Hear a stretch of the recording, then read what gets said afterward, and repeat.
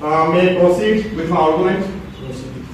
In the court of the Honorable JMFC Satna MP, case number 88/2023, State of MP prosecution versus Dayaram and others defense. In the matter under sections 103, 191 subsection 2 and 190 of VNS, the counsel Bikram Singh Yadav appearing on behalf of the prosecution and State of MP. The first case summary on the introduction of this case is about a premeditated act of violence that resulted in the tragic death of Khalak Singh. The evidence will show that the accused Dayaram, along with his associates, formed an unlawful assembly with the intent of confront and harm Khalak Singh. Their actions culminated in a fatal shooting that was both deliberated and unprovoked. After that, the fact of the prosecution's case was the first incidental dated on 5 February 2023 at about 3 p.m. The accused Dayaram, armed with a 12-bore gun and accompanied with co-accused Hari Singh, Ajmer Singh, Ram Swarup and Kaptan Singh, came to the house of Khalak Singh. He was a deceased person at Blaze Rampur and abused him. In response, Khalak Singh also uttered abusing words. Being enraged, Dayaram fired at Khalak Singh with his gun. The injured body of Khalak Singh started profusely bleeding. He walked a few places and fell down.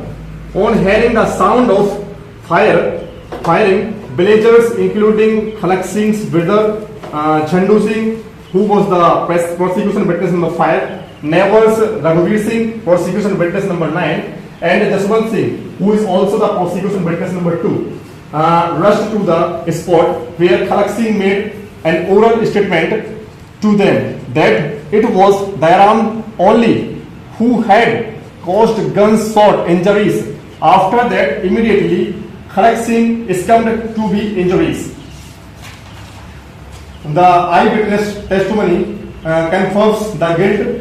There should be multiple eyewitnesses, including Man Singh, prosecution witness 1, Sultan Singh, prosecution witness 3, Layak Singh, prosecution witness 4, and Chandu Singh, who was also the prosecution witness number 5, has consistently stated that Dayaram fired at Khalak Singh.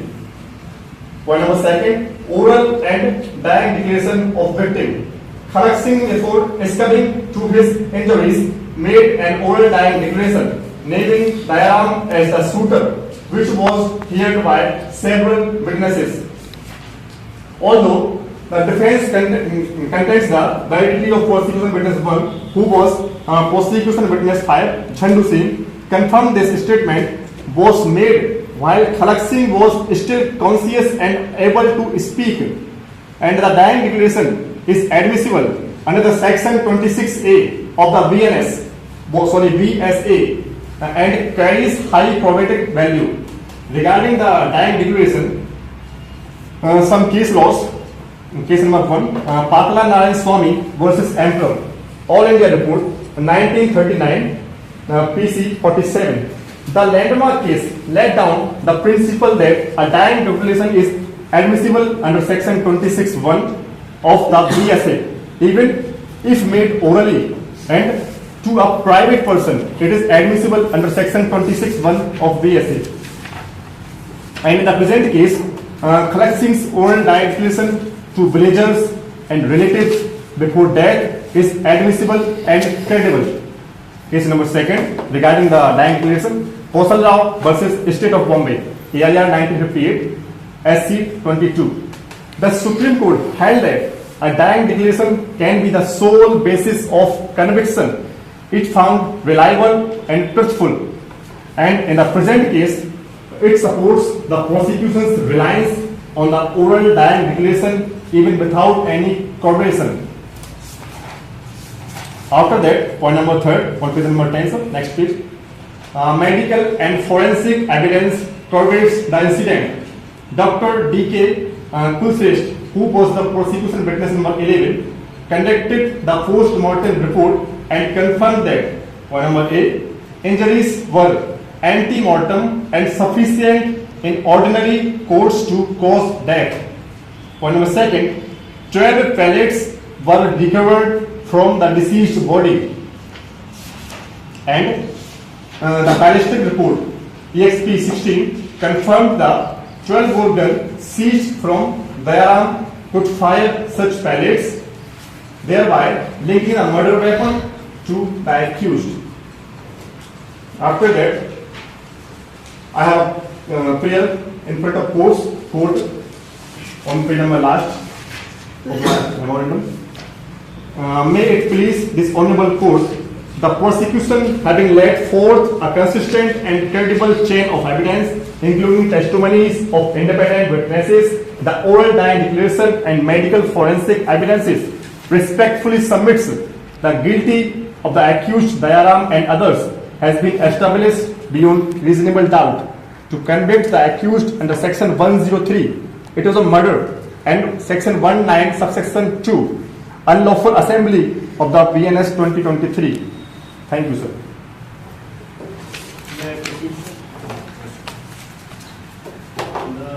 I am appearing on behalf of the defense counsel, and the written statement on behalf of the defense. The accused does not plead guilty and discard all the charges under section 191 subsection 2 103 with section 191 subsection 2 and discard all the allegations made against him. Regarding the eyewitnesses are totally unreliable because the key witnesses Man Singh, that is PW1, and Sultan Singh, that is PW3, had close personal ties with the deceased Khalak Singh, indicating bias and motive to falsely implicate Dayaram. The third eyewitness, Layak Singh, was declared hostile by the prosecution, which seriously weakens the credibility of the other witnesses in the prosecution's case. Man Singh, PW1, admitted in cross-examination that both he and the deceased were part of rival political groups opposed to Dayaram, and making his testimony highly suspect. Some leading cases which support this point. In case of Akash versus State, Delhi, 2019, eyewitness testimony must be credible and consistent. Courts have found that contradiction and improvements in a witness statement can render their testimony unreliable. And in this case, that is totally applicable, and some of the witnesses have turned hostile and changed their statement. And in the current case, the hostile witness renders contradictions and questions credibility of these witnesses. In Manirappan and another versus State of Madras, 2005, eyewitnesses' accounts should ideally be corroborated by other form of evidences to strengthen the prosecution's case. Here, the absence of corroboration of any other evidence to such testimonies weakens the prosecution case. There is a serious question on the dying declaration, which was the main point which has been raised by the prosecution. The prosecution case heavily relies on the oral dying declaration allegedly made by the Khalak Singh. However, Dr. R.K. Shukla, that is the DW1 defense witness, clearly ruled out the possibility that after being shot by a 12-bore gun, that he had spoken some few words, because after such shot and serious grave injuries, he had fallen down on the ground and cannot be able to speak when his lip and lungs were punctured and cannot speak. It was not possible that he can speak. It was possible that after the fall he can be alive. He may be alive to 5 minutes to 10 minutes. In this, he clearly ruled out the possibility that Khalak Singh could speak after sustaining gunshot injuries. This is after also supported by medical evidences indicating severe injuries to the lungs and ribs, making speaking impossible. And it was a statement by the DW1 Dr. R.K. Shukla. Therefore, the oral dying declaration should be deemed unreliable and inadmissible. In case of Bachchan Shah versus State of Bihar, Patna, 2011, it was held that in cases where dying declarations are suspicious or lacks clarity, corroborative evidence is essential. The absence of such evidence can lead to the rejection of the dying declaration. And here is the same case in this case also, and such dying declaration is unreliable. In Gulshanvi Ayushbag versus State of Maharashtra, Bombay 2010, courts have stressed the importance of the ensuring that the declarant was in a fit mental state when he was making the declaration. If there was doubt regarding this, the declaration may be deemed unreliable and impossible. And in this case also, with such severe injuries to the lungs and ribs makes it impossible that a deceased person to make such dying declaration after being shot and after when their relatives arrived after some time, to 15 to 20 minutes. No direct evidences were here that is linking the accused to the crime.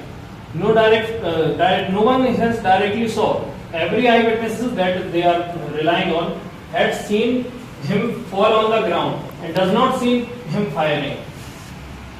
And potentially biased witnesses.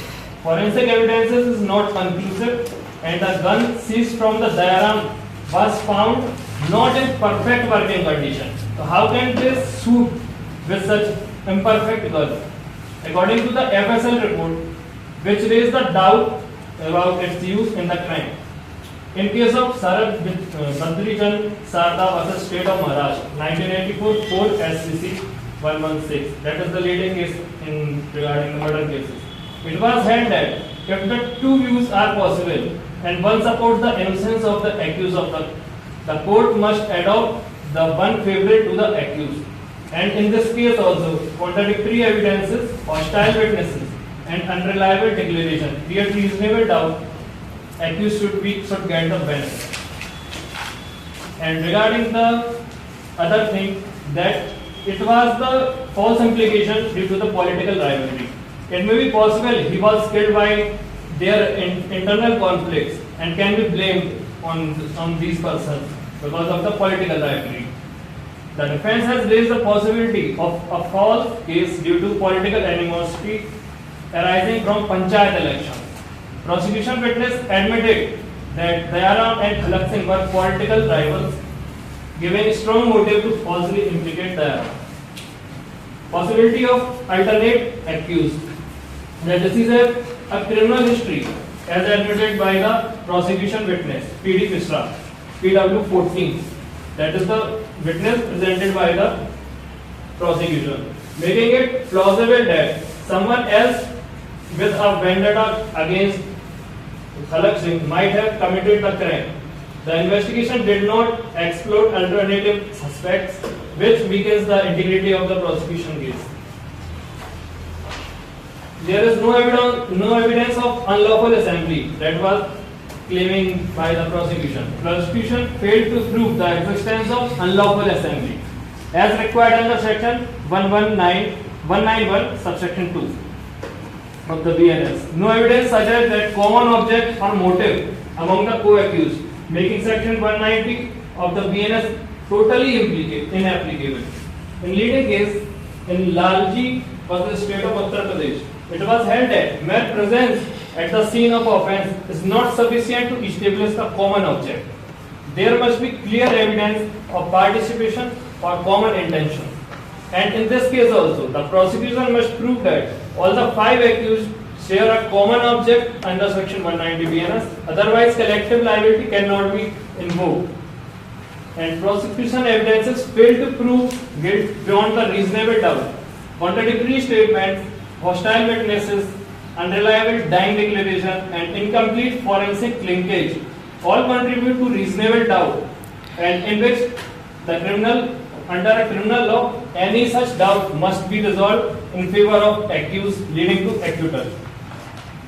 In the end, I want to pray to the court, in the light of the facts and circumstances given on record and the legal position cited above, it is most respectfully prayed that this honorable court be pleased to acquit the accused persons of all the charges leveled against them, as the prosecution has failed to prove its case, beyond reasonable doubt. Any other relief deemed just and proper in the interest of justice may also be granted. Thank you, sir. So, as of the defense counsel concedes the point, it is the rival political group. So, I am highlighted on page number 15 that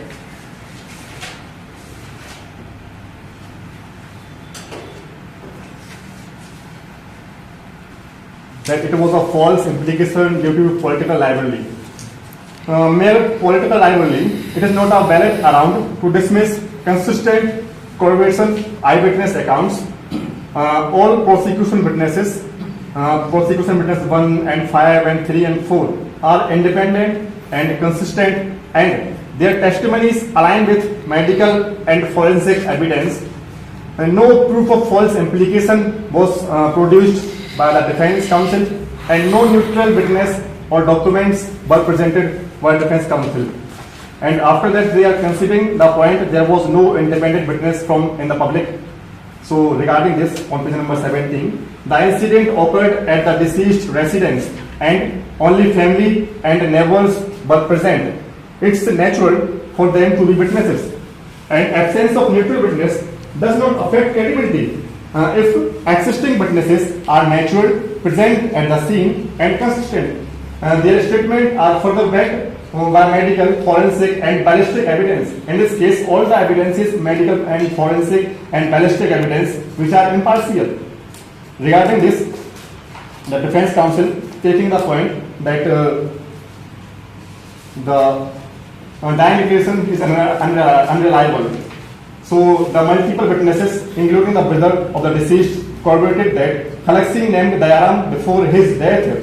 The deceased was conscious and coherent as per witnesses' accounts and the timing of the medical attention. Declaration, even oral ones, are admissible under section 26(1) of BSA as upheld in Pakala Narayan Swamy case and Osala case also. The declaration matches the eyewitnesses' version and medical evidences also to enhancing its credibility.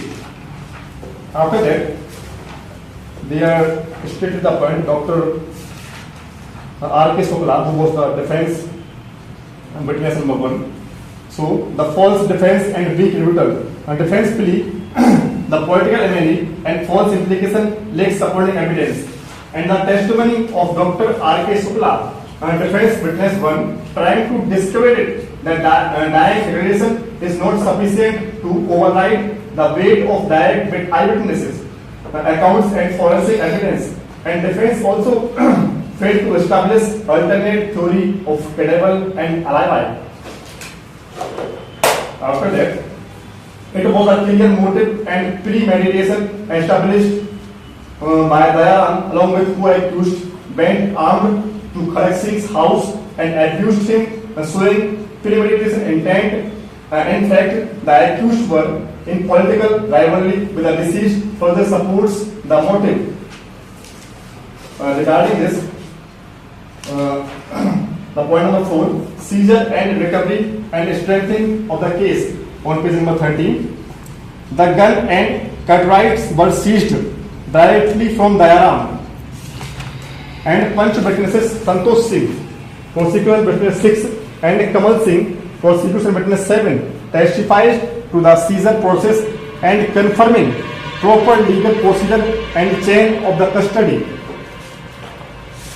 Regarding this, we have a case law, State of Haryana versus Bhagirath and others, AIR 1999, SC 2005, on page number 13. The Supreme Court held that forensic and ballistic report play a crucial role in confirming whether the seized weapon was used in the crime. In the present case, the 12-bore gun seized from Dayaram was confirmed capable of firing live cartridges and blood-stained pellets, soil samples, and matching ballistics corroborate the prosecution story, and all the evidences supports the prosecution story. One more case, Solanki Chiman Bhai, Uka Bhai versus State of Gujarat, AIR 1983. The medical evidence must be consistent with the prosecution story and prosecution case, and while it may not directly establish the identity of the assailant, it strongly supports the version of events. In the present case, the PM report by Dr. Kulshrestha, prosecution witness 11, confirms anti-mortem gunshot injuries.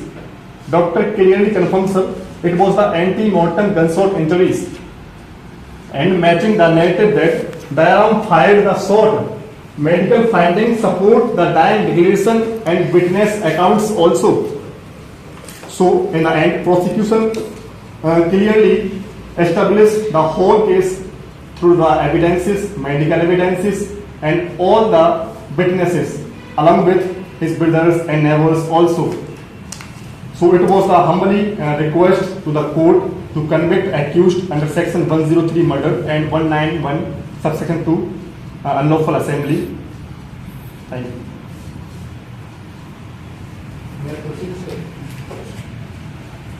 Regarding the point that has been raised by the prosecution that it was due to the political rivalry, it was true, it was due to the political rivalry, and the gun was seized from his house. Guns were kept by the accused for his personal safety and self-defense, and it was necessary. And due to the Panchayat election, there was very many rivalries going on, and many attacks were done to each other party. So, sir, in this and rivalry, it is the same thing that in which whose thing is that they are taking the point and taking its benefit to support their case, but they are trying to falsely implicate because due to the personal conflicts in between them, and they have killed him and trying to implicate the case, false implicate the case on the accusers. It was the duty of the prosecution to prove the case and prove the facts, and not of the defense to prove anything, and burden of proof is on the prosecution. And defense, the duty of defense is to create the legal doubts. There was many doubts in this case. There is no proof that the bullet was fired with the same gun that was seized from the accused. And the PSL report also support that the gun that was seized is unable to fire and cannot be used in firing. And it was not proved by the PSL report that the bullets that has been fired was fired by the same gun. And how can medical reports support the dying declaration that it was the same person who has killed him? Thank you, sir. so regarding the point of criminal liability, Dayaram taking the advantage of Gram Panchayat election and takes the criminal liability on my client. And they are stated the point prosecutions proof. So sir, prosecutions completely prove the story and all the evidences and all the facts and medical evidence also, eyewitnesses also. How beyond these facts in the case, and they have stated the point that the gun was not capable to fire.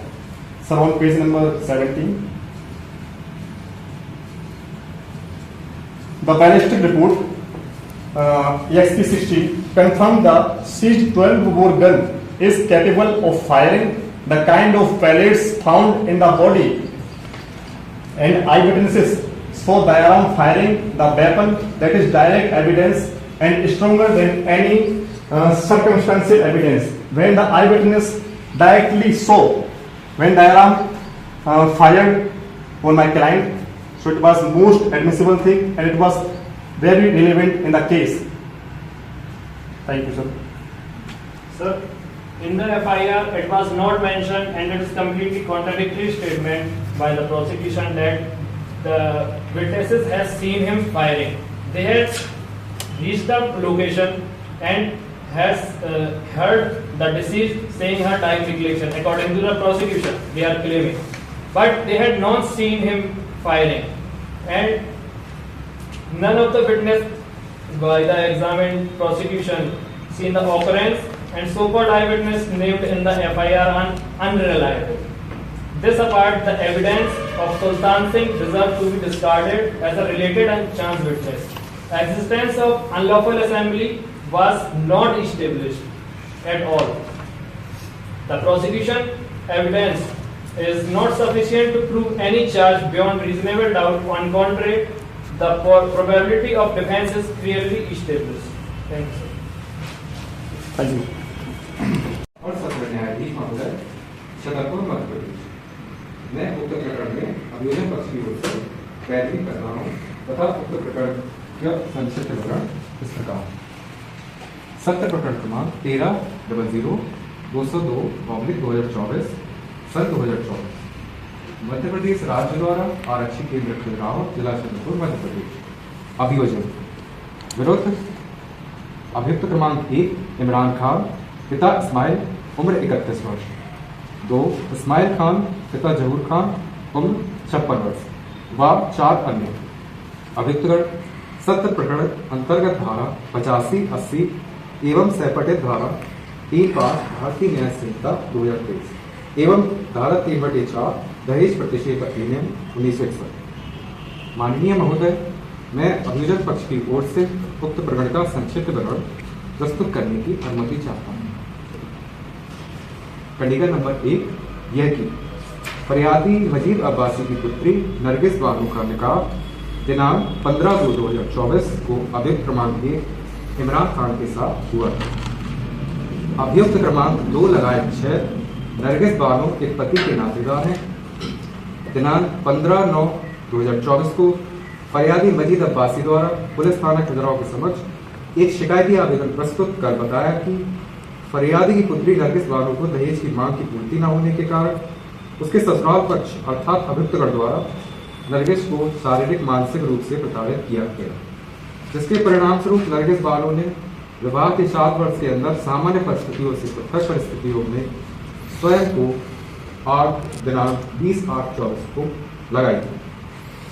इस प्रकार फरियादी मजीद अब्बासी की शिकायत पर police थाना खजुराहो द्वारा अपराध अंतर्गत धारा 85, 80 सैपटित धारा 3(5) BNS 2023 एवं धारा 3/4 दहेज प्रतिषेध अधिनियम 1961 अभियुक्तगण के विरुद्ध पंजीबद्ध कर प्रथम सूचना रिपोर्ट क्रमांक 173/2024 दर्ज की गई। उक्त प्रकरण के विचारणा माननीय न्यायालय को अधिकार का प्राप्त है। माननीय न्यायालय के समक्ष मैं प्रकरण के प्रारंभिक तथ्य प्रस्तुत करना चाहता हूँ। कंडीशन नंबर 2 यह कि अभियुक्त क्रमांक 1 इमरान खान अपनी पत्नी नरगिस से शादी के दिन से ही नाराज हो गया था, क्योंकि उसको दहेज में कम सामान मिला था एवं उसके नातेदार की खातेदारी में कमी रह गई। तब शादी के दिन उसने खाना नहीं खाया, बल्कि फरियादी मजीद अब्बासी से 11,000 रुपए एवं सोने की चैन की मांग कर रहा था। तब फरियादी ने इमरान के पिता एवं इमरान के दादा को एक सोने की अंगूठी देकर मनाई तथा इसके उपरांत नरगिस बानो विदा होकर ससुराल गई। तब अभियुक्त क्रमांक 5 तारा बेगम, जो कि नरगिस की सास है, नरगिस को ताना देकर गुस्से में कहने लगी कि शादी में मुझे चांदी की पायल और बिछौड़ी दी गई है, जबकि उसे सोने का सामान चाहिए। कंडीशन नंबर 3 यह कि नरगिस 15 दिन बाद ससुराल से मायके गई। तब नरगिस ने अपनी माता यास्मीन को बताया कि उसके पति इमरान को 30,000 की आवश्यकता है। तब उसे 30,000 रुपये देकर ससुराल भेज दिया। इसके पश्चात जब नरगिस लगभग 20-25 दिन बाद अपने मायके न गई, तब उसने अपनी माता यास्मीन को बताया कि इमरान को नौकरी के लिए 20,000 रुपये की जरूरत है। तब भी उसे उक्त राशि दे दी। फिर जब नरगिस अपने मायके आई तो उसने अपनी माँ को बताया कि सास सोने के कड़े की मांग करती है और परेशान भी करती है। उपरोक्त सोने के कड़े की मांग को लेकर नरगिस की माँ यास्मीन ने समझाया कि अभी घर में पैसे नहीं है और नरगिस को ससुराल भेज दिया। कंडीशन नंबर 4 अभियुक्तगण द्वारा लगभग 17-18 दिन के बाद नरगिस से पुनः 35,000 की मांग की जाने लगी। तब नरगिस ने मायके आकर उक्त दहेज की मांग अपनी माता यास्मीन को बताई। तब उसके घर वालों ने बताया कि अभी शादी का कर्ज बाकी है, जिस कारण उनकी आर्थिक स्थिति ठीक नहीं है। तब हालात खराब होने के कारण नरगिस के पिता ने अपनी बहनों से उधार पैसे लेकर 35,000 रुपये नरगिस को देकर ससुराल भेज दिए। कंडीशन नंबर 5, यह कि नरगिस की मां को अचानक करंट लग जाने के कारण नरगिस मानो अपनी मां को देखने आई। तब नरगिस ने अपनी मां को बताया कि उसकी सास तारा बेगम सोने की कड़े की मांग उसके करके नरगिस को मानसिक रूप से प्रताड़ित करती है। तब उक्त बात की जानकारी होने पर नरगिस के पिता ने कहा कि अभी इतने पैसे नहीं है, लेकिन 3 महीने के बाद वह सोने के कड़े उसे दे देगा। इस प्रकार अभियुक्तगण द्वारा नरगिस बानो को दहेज में सोने के कड़े और रुपयों की मांग के लिए मानसिक शारीरिक रूप से प्रताड़ित किया जाता है। उक्त प्रताड़ना सहन करते करते नरगिस अपने ससुराल पक्ष से अत्यधिक भयभीत रहने लगी, जिसके फलस्वरूप नरगिस बानो ने दिनांक 20/8/2024 को अपने ससुराल के किचन में स्वयं को आग लगाकर आत्महत्या कर ली तथा इलाज के दौरान ग्वालियर के गजरा राजा मेडिकल कॉलेज में दिनांक 25/8/24 को नरगिस की मृत्यु हो गई।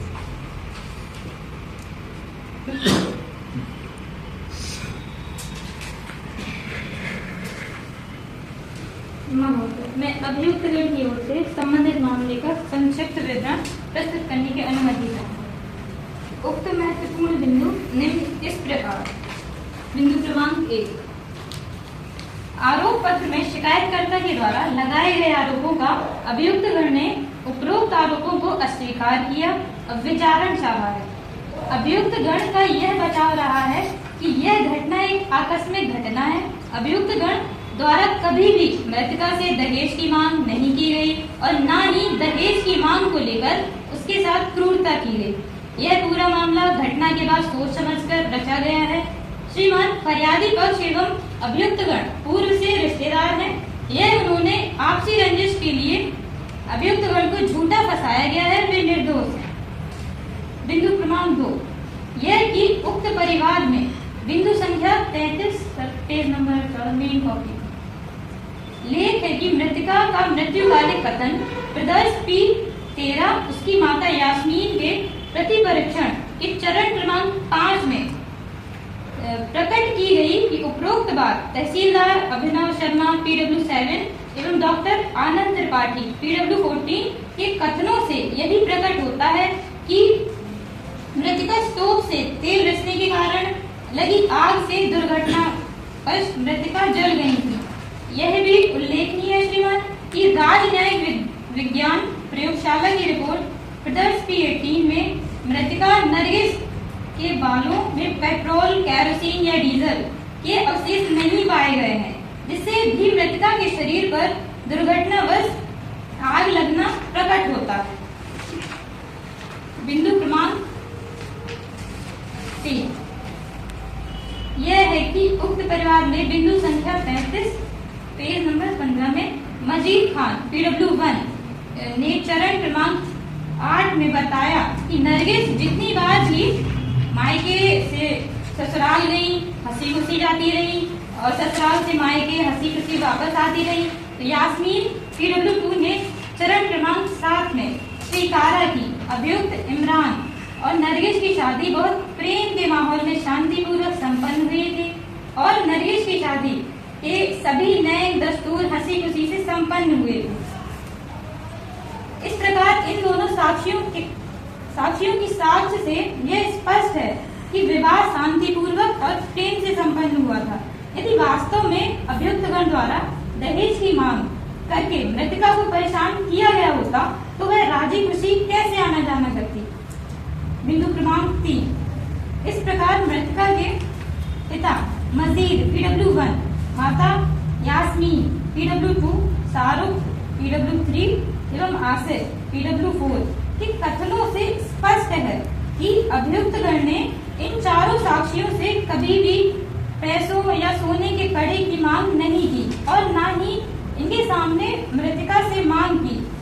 इन चारों साक्षियों की साक्ष्य में अभियुक्तगण द्वारा दहेज मांगने एवं मृतका द्वारा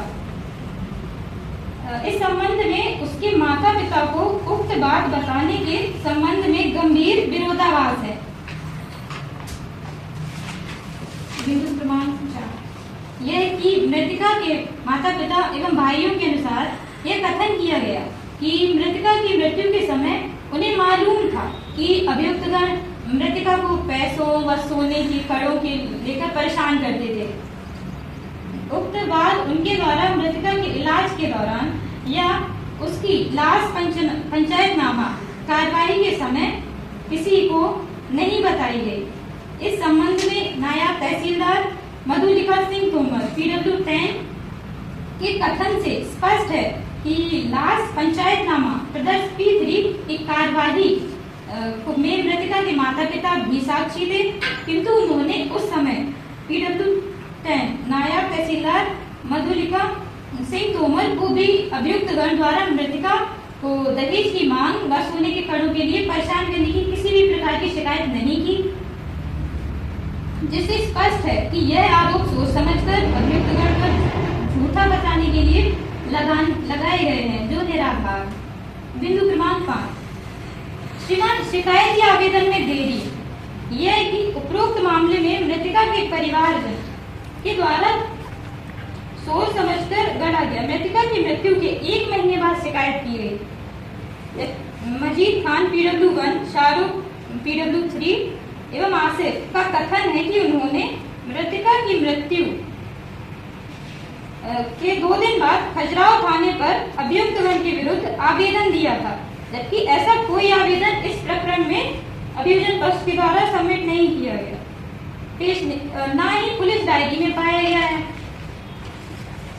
बिंदु क्रमांक 6, मजीद खान PW1 ने प्रति परीक्षण में चरण क्रमांक 14 में यह स्वयं स्वीकारा है कि मृतका नरगिस की शादी होने के बाद से उसकी मृत्यु हो जाने के 1 महीने बाद तक उसने अभियुक्त गण द्वारा रुपए या सोने के कंगन मांगने के संबंध में किसी भी थाने पर कोई शिकायत नहीं की और न ही कभी बिरादरी की पंचायत में इस संबंध में कोई जानकारी दी। श्रीमान मृतका नरगिस की मृत्यु के 1 माह तक भी उसके परिजनों ने ऐसी कोई शिकायत क्यों नहीं की, यह जांच का विषय है। श्री इस संबंध में कोई संतोषजनक स्पष्टीकरण इन चारों साक्षियों ने नहीं दिया, जिससे अभियोजन साक्षी 1 लगाए 4 का यह कथन विश्वसनीय प्रतीत नहीं होता है कि विवाह के कुछ समय बाद ही अभियुक्त गण मृतका नरगिस या उसके परिजनों से रुपए सोने के कड़े या किसी भी प्रकार से दहेज की मांग करते थे या उक्त मांग के लिए मृतका नरगिस के साथ क्रूरता करते थे। बिंदु क्रमांक 7, फरियादी मजीद PW1, उसकी पत्नी PW2 व पुत्र PW4 ने बताया कि जब अभियुक्त इमरान की बारात आई थी तब इमरान को खाना खाने के लिए कहा तो उसने खाना नहीं खाया और 11,000 रुपए तथा अन्य चीजों की मांग की। इसलिए मजीद PW1 ने एक सोने की अंगूठी एवं यास्मीन PW2 ने अभियुक्त तारा बेगम व दादी को चांदी की पायल व बिछिया दी थी। इन साक्षियों द्वारा बताई गई उक्त बात उनके पुलिस कथनों एवं शिकायती आवेदन प्रदर्श P1 में नहीं है। इस संबंध में अनुसंधान अधिकारी मदन प्रसाद पौराणिक PW11 ने इस साक्षियों द्वारा उक्त कथन उसे न देना प्रकट किया है। इस प्रकार इन साक्षियों की साक्ष्य में महत्वपूर्ण लोक प्रकट हुआ है। बिंदु क्रमांक 5, अभियोजन साक्षी 1 लगाए 4 की साक्ष्य को देखें तो उनकी साक्ष्य रुपयों या सोने के कड़े की मांग एवं क्रूरता के संबंध में विरोधाभास से भरी हुई है। मृतका द्वारा दहेज की मांग को लेकर उसके साथ क्रूरता किए जाने की बात अपने माता पिता को बताए जाने के संबंध में भी इन चारों साक्षियों के साक्ष्य परस्पर विरोधाभासी हैं। अतः अभियुक्त गण द्वारा मृतका या परिवारजनों से कभी भी रुपए सोने के कड़े या किसी भी रूप से दहेज की मांग किए जाने का तथ्य प्रमाणित नहीं होता है। उपरोक्त समग्र विवेचना के आधार पर यह निष्कर्ष निकलता है कि इस मामले में मृतका नरगिस के साथ अभियुक्त गण द्वारा दहेज की मांग की जाना एवं क्रूरता की जाना युक्त संदेह से परे प्रमाणित नहीं हुआ है। ऐसी स्थिति में भारतीय साक्ष्य अधिनियम की धारा 118B की उपधारणा किए जाने का कोई आधार नहीं है। इसलिए अभियुक्त गण द्वारा माता मृतका की दहेज मृत्यु कार्य किया जाना भी युक्त संदेह से परे प्रमाणित नहीं होता है। बिंदु क्रमांक 9, यह कि मृतिका का मृत्युकालिक कथन प्रदर्श P 13 उपलब्ध है कि उक्त कथन देते समय मृतिका का पूर्णतः होशावास में होकर कथन देने की स्थिति में होना तहसीलदार अभिनव शर्मा PW7 एवं डॉक्टर आनंद त्रिपाठी PW14 के कथनों से स्पष्ट है।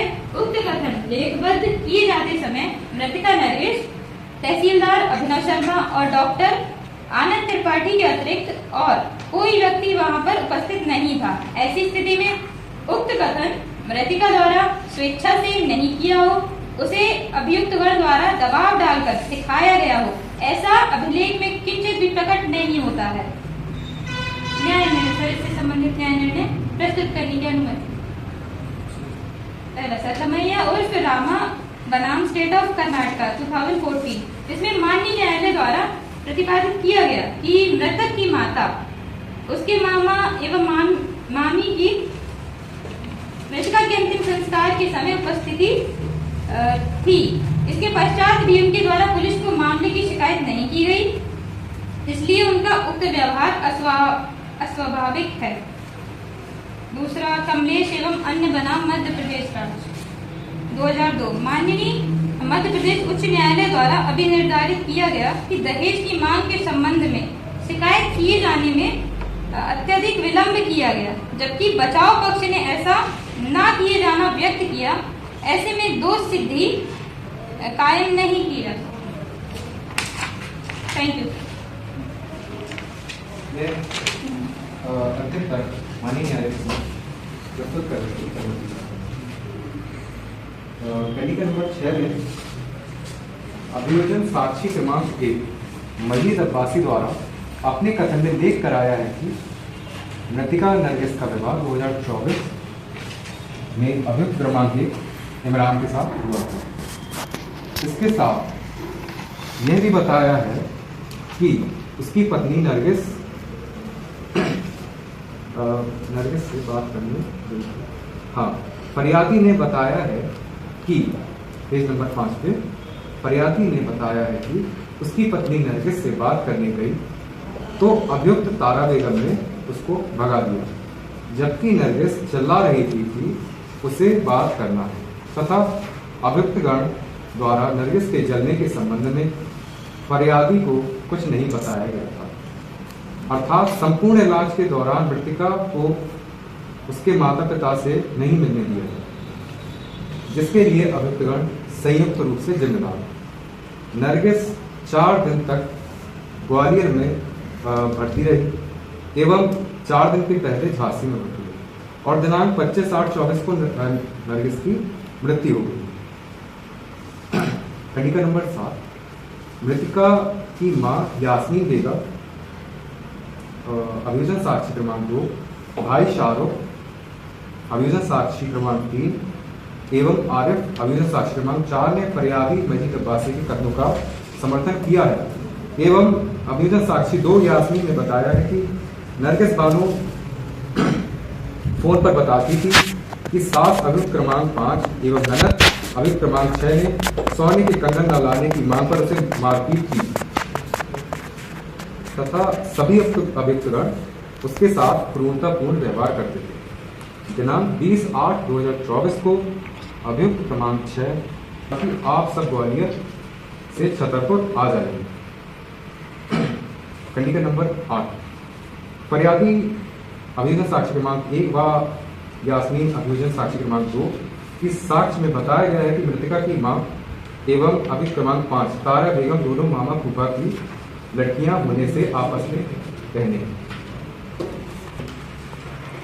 पेज नंबर 7, पैरा नंबर 11, जब जिला अस्पताल छतरपुर में पीड़िता नरगिस के तहसीलदार द्वारा मरणासक कथन देने की स्थिति के संबंध में अभिमत चाहा गया, तब अभिमत सकारात्मक होने पर तहसीलदार अभिनव द्वारा उसका मरणासक कथन प्रदर्श की 13 उसके पूर्ण होश आवास में लेखबद्ध किया, जिसमें लेख है कि स्टोव पर खाना गर्म करते समय स्टोव से तेल लीक हो जाने से वह जल गई। इसी के साथ मृतिका अपने ससुराल के सदस्यों से भी डरती थी तथा साथ ही उसे अपने माता पिता से मिलने नहीं दिया गया।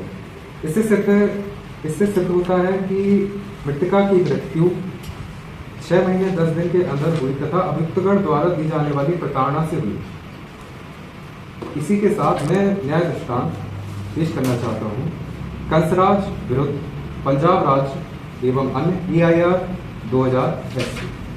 उक्त न्याय दृष्टांत में सर्वोच्च न्यायालय द्वारा बताया गया कि जहां किसी महिला की मृत्यु जलने या शारीरिक चोट के कारण या उसकी शादी के 7 वर्ष के भीतर सामान्य परिस्थितियों के अलावा अन्य कारणों से होती है और यह भी दिखाया जाता है कि महिला की मृत्यु से ठीक पहले वह अपने पति या संबंधियों द्वारा दहेज की मांग के लिए या उसके संबंध में क्रूरता या पीड़न का शिकार हुई थी, ऐसी मृत्यु को दहेज मृत्यु कहा जाएगा और पति व पति के नातेदार को उसकी मृत्यु को कारण माना जाएगा और उन्हें कम से कम 7 वर्ष के कारावास से दंडनीय किया जाएगा, जिसे आजीवन कारावास तक बढ़ाया जा सकता है। मैं माननीय न्यायालय से प्रार्थना करना चाहता हूँ, पेज नंबर 9। अतः निवेदन है कि अभियोजन पक्ष की ओर से प्रस्तुत साक्ष्य के आधार पर अभियुक्तगण के विरुद्ध लगाए गए सभी आरोप युक्तियुक्त रूप से प्रमाणित होने पर अभियुक्तगण को धारा 85 BNS 2023 किसी महिला के पति या पति के नातेदार द्वारा उसके प्रति क्रूरता करने, धारा 80 BNS 2023 दहेज मृत्यु एवं सेपरेट धारा 35 BNS 2023 सामान्य आचरण एवं धारा 3/4 दहेज प्रतिषेध अधिनियम 1961 का अपराध साबित पाते हुए कठोर सजा से दोषित किए जाने की कृपा करें। अभियोजन जैसा कि सर मैंने लिखा है कि नरेश मृतिका को डराया गया, धमकाया गया, फिर वह मृत्युकालिक कथन कराया गया।